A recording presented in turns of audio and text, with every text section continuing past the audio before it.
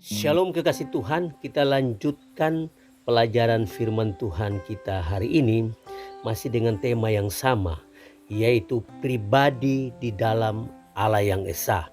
Pertanyaannya, ada berapa pribadi di dalam Allah yang Esa?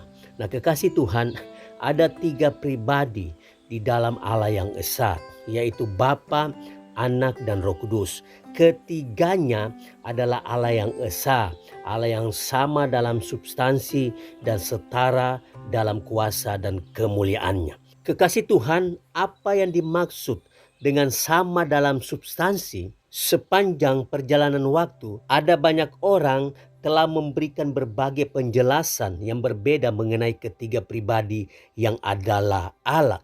Nah, beberapa orang berkata bahwa hanya Bapa yang adalah Allah, dan bahwa Yesus meskipun sangat istimewa bukanlah Allah seperti Bapa. Kekasih Tuhan, sama dalam substansi artinya bahwa masing-masing pribadi itu adalah Allah sepenuhnya.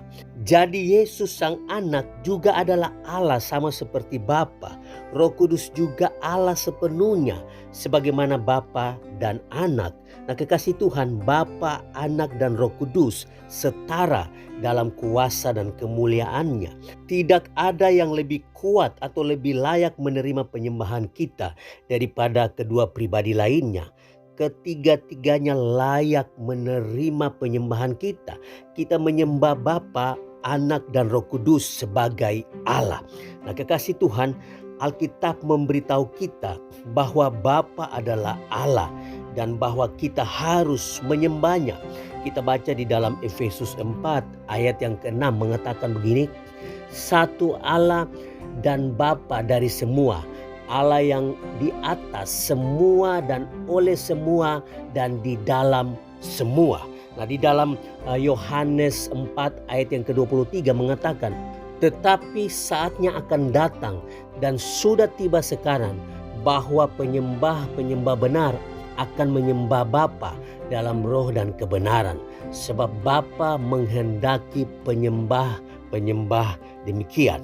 Nah kekasih Tuhan, dari kedua ayat ini sangat jelas bahwa kita menyembah Bapa sebagai Allah. Pribadi Bapa layak dan harus kita sembah sebagai Allah. Itu yang dikatakan oleh firman Tuhan. Nah kekasih Tuhan, Yesus anak Allah adalah Allah yang sepenuhnya.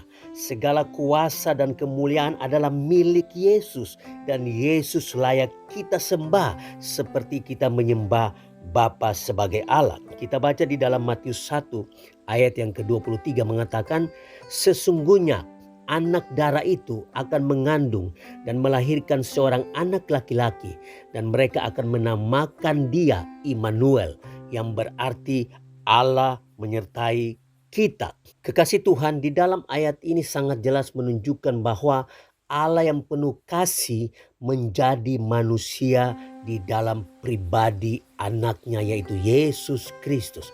Oleh sebab itu dia dinamakan Immanuel, yang artinya Allah menyertai kita. Jadi kekasih Tuhan, Yesus adalah Allah sendiri. Karena itu Yesus layak dan harus kita sembah seperti kita menyembah pribadi Bapa.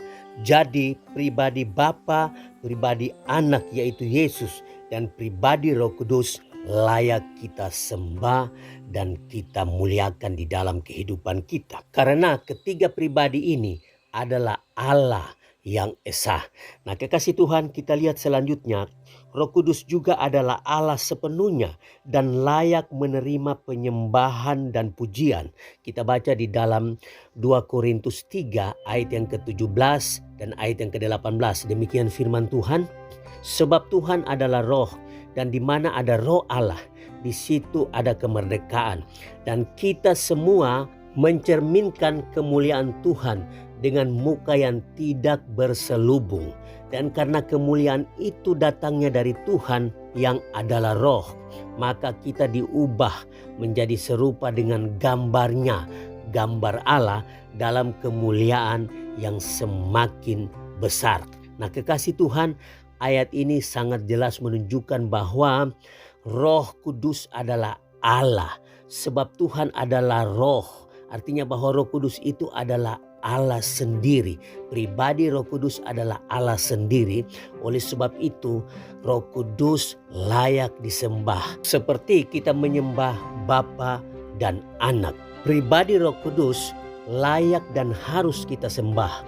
Seperti kita menyembah Allah Bapa dan Allah Anak, yaitu Yesus Kristus. Nah, kekasih Tuhan, kita belajar untuk mengenal siapa Allah yang kita sembah. Nah, kita menyembah Allah yang esa. Allah hanya satu yang memiliki 3 pribadi, yaitu Allah Bapa, Allah Anak, Yesus Kristus, dan Allah Roh Kudus. Ketiga-tiganya layak dan harus kita sembah dan kita muliakan di dalam kehidupan kita. Nah, kekasih Tuhan, kenapa kita harus belajar untuk mengenal Allah yang kita sembah? Tujuannya untuk kita jangan sampai mudah terpengaruh dengan ajaran-ajaran sesat yang saat ini berkeliaran di mana-mana. Ajaran-ajaran sesat yang saat ini bertumbuh di mana-mana. Dengan kita belajar mengenal Allah yang kita sembah, maka iman kita semakin kuat dan tidak gampang tergoda oleh ajaran-ajaran sesat yang saat ini terjadi. Kekasih Tuhan, saya percaya semakin kita belajar untuk mengenal Allah yang kita sembah, maka semakin kita mengasihi Allah, semakin cinta kita kepada Allah itu bertambah seiring dengan pengenalan kita akan Allah yang kita sembah. Tuhan memberkati kita semua.